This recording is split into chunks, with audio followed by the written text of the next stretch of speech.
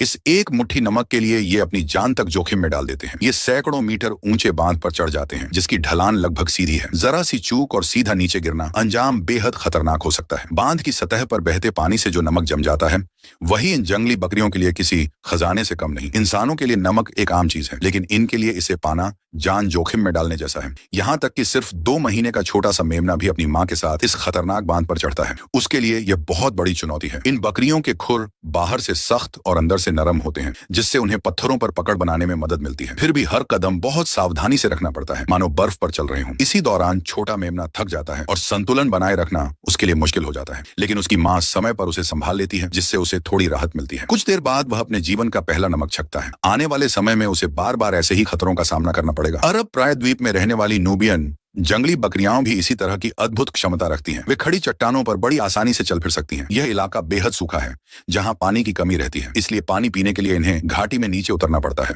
लेकिन इन खतरनाक चट्टानों पर चलना अपने आप में जानलेवा होता है। एक छोटी सी गलती और सब खत्म। जब ये नीचे घाटी में पहुंचते हैं, तो एक और खतरा उनका इंतजार कर रहा होता है। एक लाल लोमड़ी छोटे मेमने पर हमला कर देती है।